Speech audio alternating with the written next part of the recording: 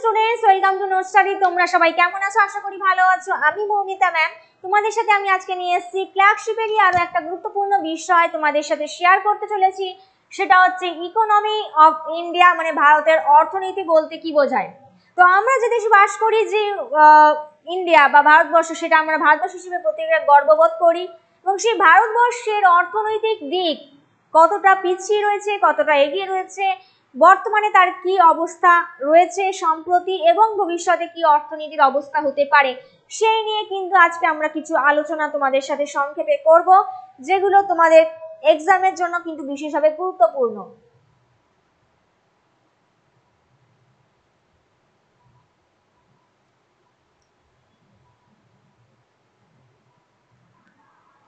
এবং এই ভারতীয় অর্থনীতির একটা গুরুত্বপূর্ণ যদি বলা যায় বিভিন্ন ক্ষেত্রে, ঠিক আছে, যেখানে প্রত্যেকটা আমরা যদি দেখি শিল্প থেকে শুরু করে, কৃষি থেকে শুরু করে টার্সিয়ারি অ্যাক্টিভিটিস, সমস্ত কিছু কিন্তু এই অর্থনীতির মধ্যে পড়ে। আর ভারতের অর্থনীতি মূলত কিন্তু মিশ্র অর্থনীতি বা মিক্সড ইকোনমির মধ্যে পড়ছে। এবং সেই অর্থনীতি ক্ষেত্রে বা অর্থনীতির উপর বেস করে কিন্তু একটা দেশের অগ্রগতির মাত্রা বা একটা দেশের কতটা উন্নয়ন হবে, কতটা ডেভেলপ হবে, সেটা কিন্তু বেসিক্যালি নির্ভর করে ইকোনমিক কন্ডিশনের উপরে, তাই তো। এবং এই অর্থনীতিকে কিন্তু বিশেষ করে জোরালো বা অর্থনীতিকে বিশেষ করে আরো ভাবে গভীরভাবে প্রভাবিত করা বা তার জন্য ভারতবর্ষের অর্থনীতির বিশেষ দিকগুলোকে তুলে ধরা দরকার, বা অর্থনীতিকে মজবুত করা দরকার, যেখান থেকে কি হবে না, তোমরা ভারতবর্ষের পরবর্তী পদক্ষেপে অর্থনীতির জন্য কি কি কন্ডিশন নেওয়া উচিত বা কি কি বিষয়ে আরো দৃষ্টি নিক্ষেপ করা উচিত, সেগুলো বোঝা যাবে বিশেষ করে।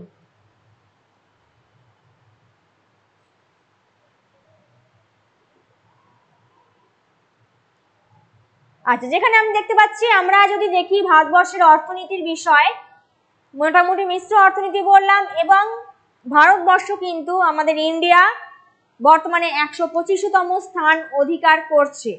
মিশ্র অর্থনীতি হিসেবে আমাদের ইন্ডিয়া কিন্তু 125তম স্থান অধিকার করেছে।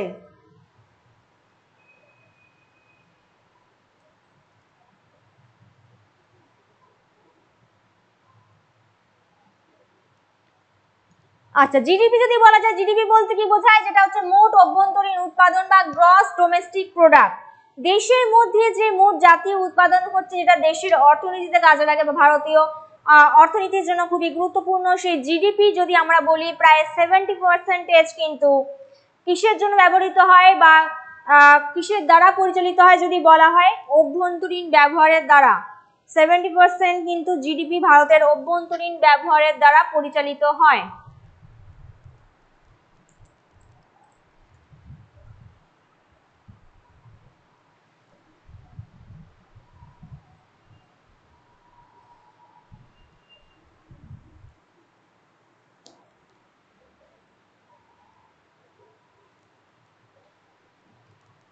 নেক্সট হচ্ছে দেখো, 2022 সাল অনুযায়ী যদি আমরা দেখি, ভারত ছিল বিশ্বের অষ্টমতম বৃহত্তম একটা আমদানিকারক এবং 10তম বৃহত্তম রপ্তানিকারক দেশ। এবার একটা দেশের বাণিজ্য বা অর্থনীতি নির্ভর করে কিসের উপরে? সেই দেশের বাণিজ্যের উপরে, তাই তো।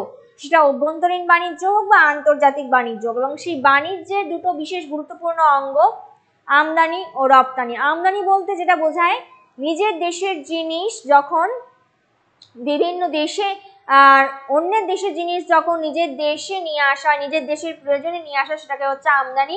এবং নিজের দেশের জিনিস যখন অন্যান্য দেশে, বিভিন্ন দেশে পাঠানো হয়, সেটা হচ্ছে রপ্তানি বাণিজ্য। তো এই আমদানি বা রপ্তানি বাণিজ্যের যদি বলা যায়, ভারতবর্ষ 2022 সাল অনুযায়ী বিশ্বের 8তম বৃহত্তম আমদানিকারক দেশ হিসেবে পরিচিত, আর 10তম বৃহত্তম রপ্তানিকারক দেশ হিসেবে কিন্তু পরিচিত ভারতীয় অর্থনীতিতে।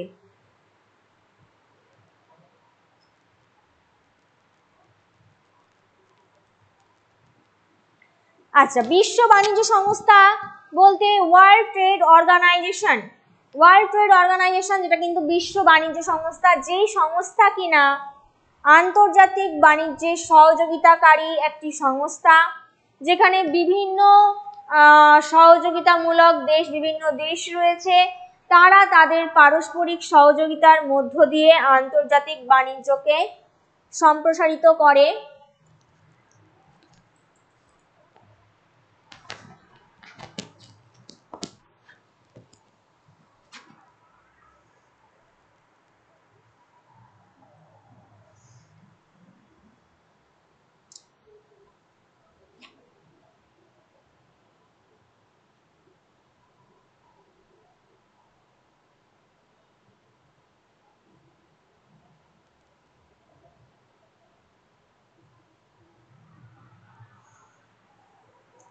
আচ্ছা, বিভিন্ন দেশ রয়েছে যারা কিন্তু এই ওয়ার্ল্ড ট্রেড অর্গানাইজেশনের কাজ কি বা বিশ্ব বাণিজ্য সংস্থার কাজ কি, যেখানে বিভিন্ন দেশ তারা পারস্পরিক সহযোগিতার মধ্য দিয়ে আন্তর্জাতিক বাণিজ্যকে কি করে না এগিয়ে নিয়ে যায় বা আন্তর্জাতিক বাণিজ্যকে সম্প্রসারিত করতে সাহায্য করে। এবং সেখানে ওয়ার্ল্ড ট্রেড অর্গানাইজেশন, ভারতবর্ষ কবে থেকে এই ওয়ার্ল্ড ট্রেড অর্গানাইজেশনের সদস্য হয়েছে? 1995 সাল থেকে 1 জানুয়ারি। ঠিক আছে, 1995 সালে ঠিক 1 জানুয়ারি থেকে ইন্ডিয়া এই বিশ্ব বাণিজ্য সংস্থার সদস্য হিসেবে পরিচিত হয়েছে। এবং এই বিশ্ব বাণিজ্য সংস্থার মেন উদ্দেশ্যই হলো বিভিন্ন দেশগুলোর মধ্যে পারস্পরিক আন্তর্জাতিক বাণিজ্য সংক্রান্ত নীতি নির্ধারণ করা, আন্তর্জাতিক বাণিজ্যকে আরো সহযোগিতা করা, বিভিন্ন দেশের বা বিভিন্ন দেশগুলির মধ্যে একটা মিত্রতামূলক নীতি বা সহযোগিতামূলক সম্পর্কের মনোভাবের সৃষ্টি করা।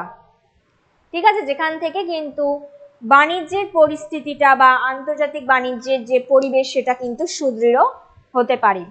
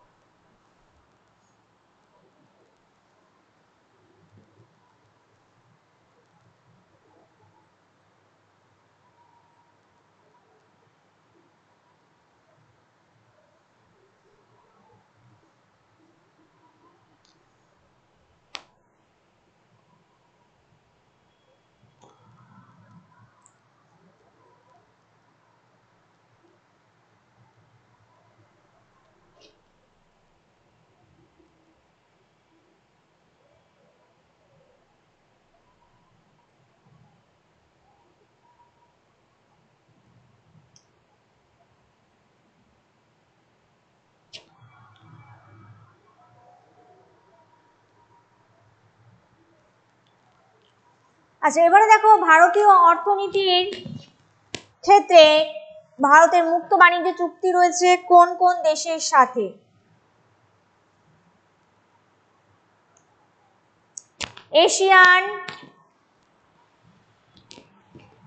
এশিয়ান, সাপ্তা, মার্কোসুর, দক্ষিণ কোরিয়া, জাপান, অস্ট্রেলিয়া, সংযুক্ত আরব আমিরশাহী এবং তার সাথে আরো বেশ কয়েকটি দেশ ভারতের মুক্ত বাণিজ্য চুক্তি রয়েছে এই কটা দেশের সাথে।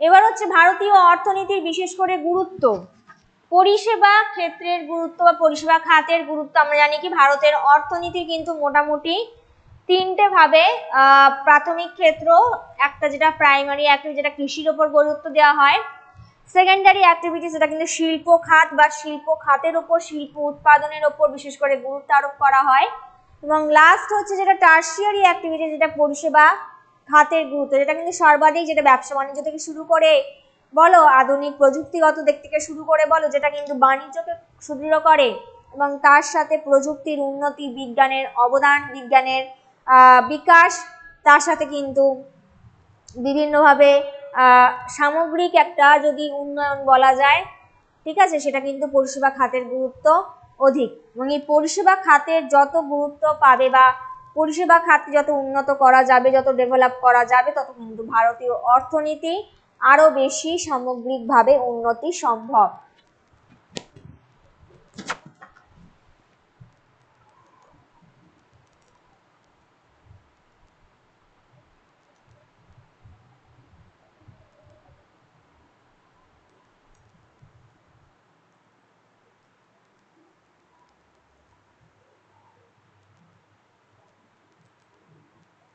নেক্সট হচ্ছে উদারীকরণ পরবর্তী সময়কাল 1991 এর থেকে কিভাবে ভারতীয় অর্থনীতির অবস্থা। সোভিয়েত ইউনিয়নের পতন হয়েছিল যখন 1991 এ, যা ভারতবর্ষের প্রধান বাণিজ্যিক অংশীদার হিসেবে ছিল তখন রাশিয়া বা সোভিয়েত ইউনিয়ন, যে ইন্ডিয়ার সাথে কিন্তু মেন বাণিজ্যিকভাবে একটা পার্টনারশিপ করেছিল, এবং তার সোভিয়েত ইউনিয়নের পতনের সঙ্গে সঙ্গে এই বাণিজ্যিক অংশীদারের পতন ঘটে, এবং তার প্রভাবও কিন্তু বিশেষভাবে উদারীকরণ পরবর্তী সময়কালে বিশেষ করে অর্থনীতির উপর, ভারতীয় অর্থনীতির উপর কিন্তু বিশেষভাবে প্রভাব পড়েছিল।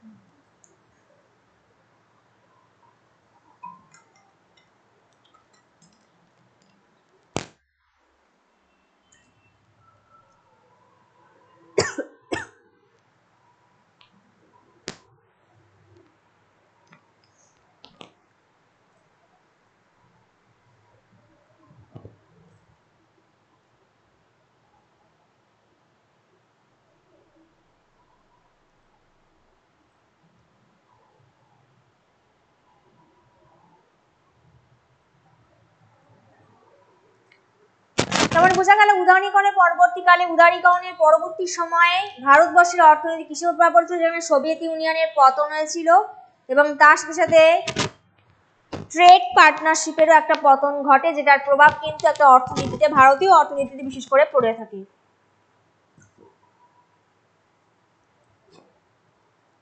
এবং নেক্সট ভারত 2013-14 সালে ধীরে ধীরে যখন তার জিডিপি বৃদ্ধির হার বাড়ায়, জিডিপি রেটটাকে বাড়াতে চেষ্টা করে, সেটা পূর্বের বছরের থেকে 5.5% থেকে কতটা বৃদ্ধি পেয়েছে না 6.4% এসে দাঁড়িয়েছে। তার মানে অপেক্ষাকৃতভাবে অনেকটা কিন্তু বৃদ্ধি করতে সক্ষম হয়েছে, এবং ধীরে ধীরে এখন যদি বলা যায় 2022-24 এসে সেখানে কিন্তু ভারতীয় অর্থনীতি অনেকটাই ক্রমবর্ধমান অর্থনীতিতে পরিবর্তন হয়েছে, বা আগামী দিনেও সেটা কিন্তু আরো জিডিপিটা ধীরে ধীরে বৃদ্ধি করতে সক্ষম হবে তার ভারতবর্ষ, এবং তার সেটা নিজ প্রচেষ্টায়।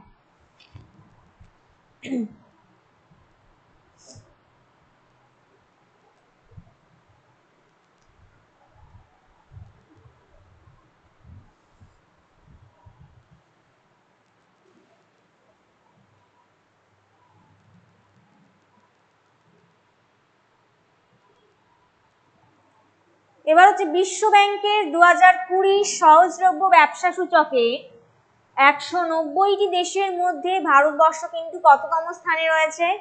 63তম স্থানে রয়েছে। ওয়ার্ল্ড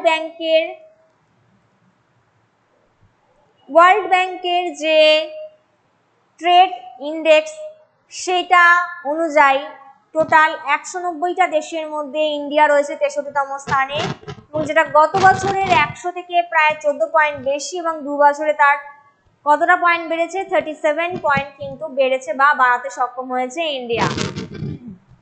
এটা কিন্তু ওয়ার্ল্ড ব্যাংকের ট্রেড ইন্ডেক্স অনুযায়ী।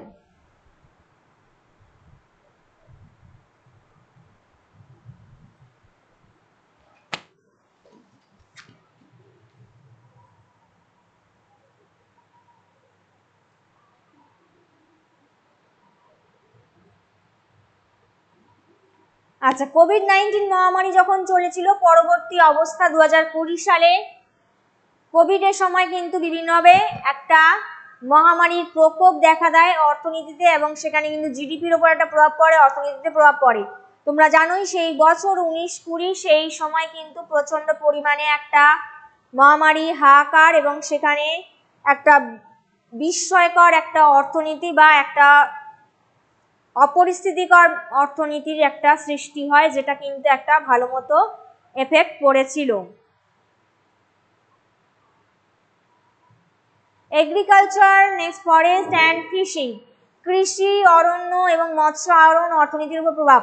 আমরা জানি কৃষি কিন্তু একদম প্রাইমারি অ্যাক্টিভিটিসের উপর রয়েছে, যেখানে বেশিরভাগটাই ভারতের যদি প্রাথমিক অর্থনীতির উপর বলা যায় সেটা হচ্ছে কৃষি, এবং এই কৃষি উৎপাদন ধীরে ধীরে কিন্তু এখন আরো তারপর অরণ্য থেকে অরণ্য থেকেও কিন্তু অরণ্য সম্পদের উপর বেস করে ভারতের অর্থনীতি একটা নির্ভর করে, যেখানে একটা বেশিরভাগ অংশই কিন্তু আমাদের ভারতবর্ষ এখানে অরণ্য সম্পদে পরিপূর্ণ, এবং যেখান থেকে কিন্তু বিভিন্ন ধরনের জীবিকা নির্বাহ করে থাকে বা অর্থনীতির জন্য অরণ্য একটা মেন প্রভাব বিস্তার করছে। প্লাস মৎস্য আহরণ, বিভিন্ন সামুদ্রিক জায়গা বা সমুদ্র উপকূলবর্তী স্থানে সেখানে মৎস্য আহরণ কিন্তু একটা অর্থনীতির উপর একটা প্রভাব পড়েছিল।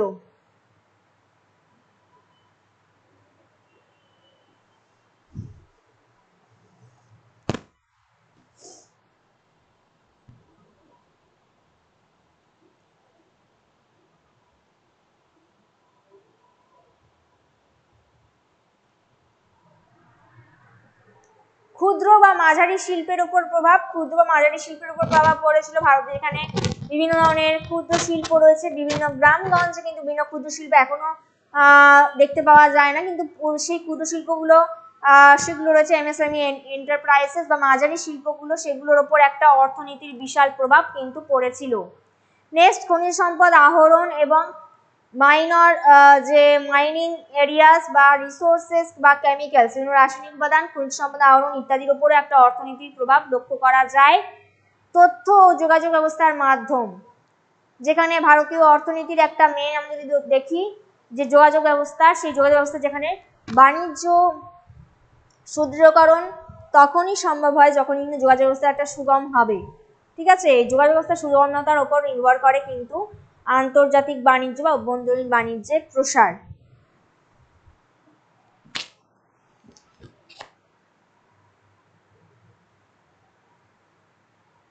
নেক্সট হচ্ছে ডিফেন্স অ্যান্ড এনার্জি বা সামরিক শক্তি বা শক্তি সম্পদ, যেটা কিন্তু ভারতীয় অর্থনীতির একটা বিশেষভাবে অঙ্গ বা গুরুত্ব বলা যেতে পারে। বিভিন্ন শক্তি সম্পদ, আমরা পুনর্ভব অপুনর্ভব দুটো শক্তি সম্পদের ওপরই প্রভাব পড়ে। প্লাস আমাদের যে মিলিটারি আর্মস বা সামরিক শক্তি, সেটাও কিন্তু ভারতীয় অর্থনীতির ওপর একটা প্রভাব ফেলে। নেক্সট হচ্ছে উন্নত পরিকাঠামোর প্রয়োজনীয়তা, যে অর্থনীতির কন্ডিশনে রয়েছে বা ছিল ভারতবর্ষ, সেটা থেকে ধীরে ধীরে কিন্তু সে নিজেকে ওভারকাম করতে পেরেছে এবং বর্তমানে একটা ক্রমবর্ধমান অর্থনীতিতে সে পৌঁছেছে ভারতবর্ষ। এবং এটার জন্য কি দরকার? উন্নত পরিকাঠামো, যেটা একটা ভালো ইনফ্রাস্ট্রাকচার পড়া দরকার, এবং সেই ইনফ্রাস্ট্রাকচারটার ওপর কিন্তু ভারতের অর্থনীতি বিশেষ করে এগোবে বা অগ্রসর হতে পারবে ভবিষ্যতে। সেটার জন্য কিন্তু দরকার প্রথমেই উন্নত পরিকাঠামো।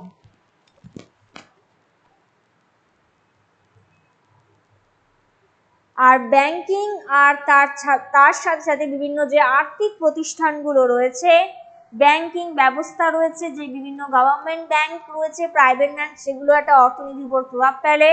প্লাস বিভিন্ন আর্থিক প্রতিষ্ঠানগুলো রয়েছে, সেগুলোও কিন্তু একটা বিশেষ করে প্রভাব রয়েছে।